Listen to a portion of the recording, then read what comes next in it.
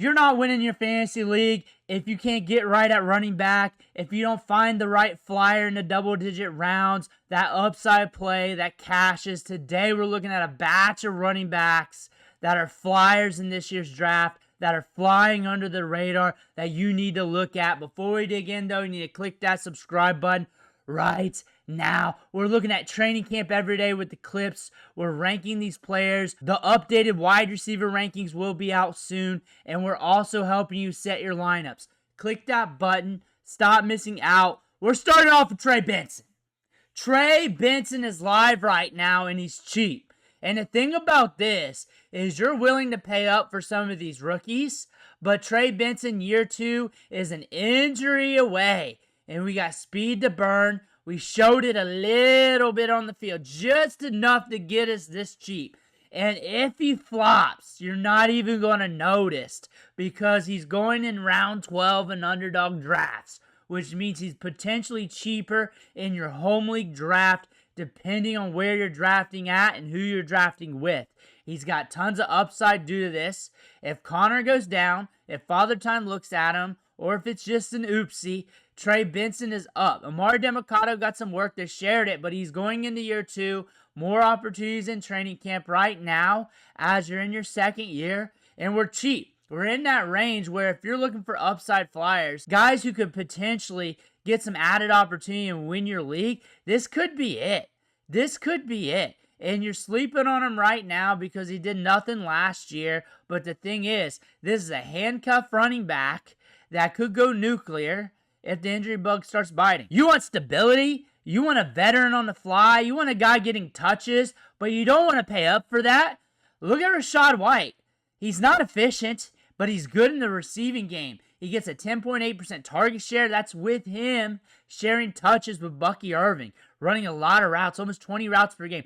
That could get reduced due to some changes in the coaching staff. But again, he's getting work in the passing game. He's getting opportunities. This team idolizes using 2 running backs at the same time. He had some moments last year with 3 RB1 weeks, multiple RB2 games. And at the price here, it's lower. He's proven he can do it in the league. And he's getting some work. Enough work to where he can be viable in fantasy football, where you can money ball him out. Where if he's on your bench, you're just waiting for your moments, and the right matchup or the right play breaks loose, Rachaad White's going to hit for you. He's cheap. If nothing happens, what's going to hurt you? What's going to hurt you if nothing happens? What are you missing out on? Michael Penix Jr., Dalton Kincaid, Marquise Hollywood Brown? There's a lot of good options in this area. This is a money area of the draft. If for some reason you could trade picks, this early part of the double-digit rounds 11, 12, there's some money here that you can jump some upside on. Looking at Rachaad White here, he can round out your running back depth chart and give you some stability and a little bit of upside as well. We're looking at the RB dead zone here, and he's in the back of it, and Travis Etienne still running with the ones. He was beat up last year with injuries. He has the potential to get right because before he was productive. He was productive and considered one of the top running backs in the league. We could get right, and at this price tag, it's cheap.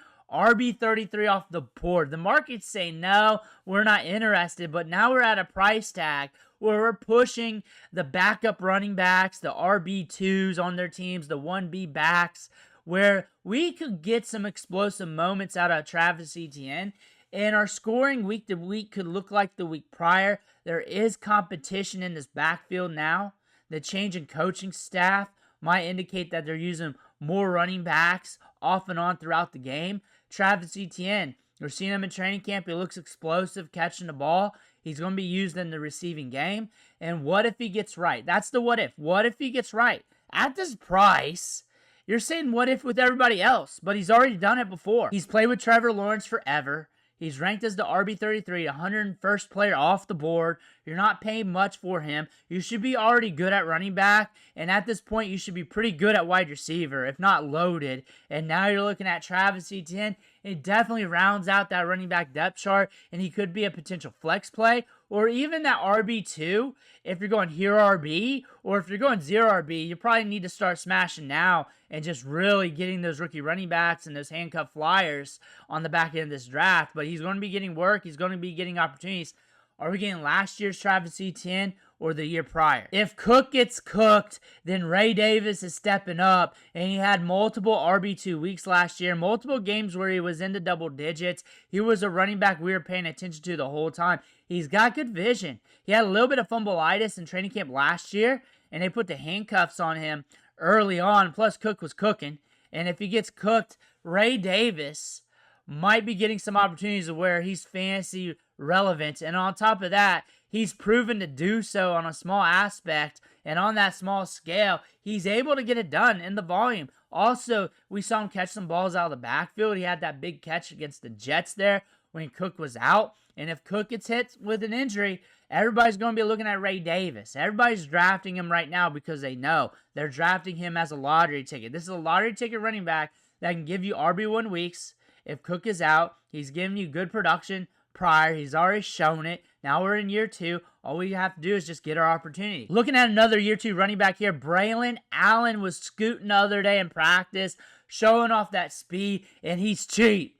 He's very cheap. The start of the season last year, everybody thought that was the awakening moment. He was blowing up in week 2 against the Titans with 19.6 fantasy points. But right now, going off the board as the RB53. One of the last running backs off the board in your draft. If something happens to Breece Hall, which has happened before, everybody's going to want Braylon Allen. Everybody's going to be going after him. On top of that, if you have Breece Hall, this is a palatable handcuff. He's young. He's very productive out of Wisconsin. Proved it a little bit last year. And the price variance. Super cheap. Underdog fantasy, round 15. Breece Hall, expensive. Big gap there. You also want to look at your price variance from your top running back to your handcuff running back. It's there where it's very doable. And if you want to make sure it happens, you go round 14 or something like that. You get your handcuff. But he's also a handcuff that has the upside to be a top running back. This is a guy that was very productive at like 17 years old in college football. This is a young player with a lot of size. Proved it a little bit, and now you're catching him at a good discount. I gotta bring up a rookie, Cam Scatterboo, and looking at him getting double-digit ADP, it might be climbing up. He's looking good in camp.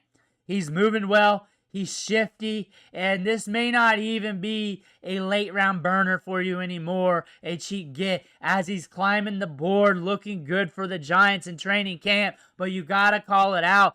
But when you're looking at him and you're looking at the other rookie running backs, some of those guys are a little bit more expensive with veterans there. And if you draft one of those veterans, I'm talking about that round 6 alley, Trevion, RJ Harvey, and Caleb Johnson, and you lean towards the veterans instead, or a couple of those wide receivers, and you still want to get some of that rookie stock, Cam Scatterboo, a couple rounds later, you could definitely do that. Different prospect, different lane to get in touches, but still a lot of upside for the season if you want to chase that. So a little bit cheaper, and you can get a veteran running back with it, or you just stack up on rookies like I'm probably going to do in some of these leagues because it's fun to do. But Scatterboo looks like a guy that's going to emerge for the Giants. Those are the running backs we're looking at today. Who are you picking up on the cheap right now? Want to hear about that? Make sure to hit that subscribe button on the way out. Thanks for watching. Catch you on the next video.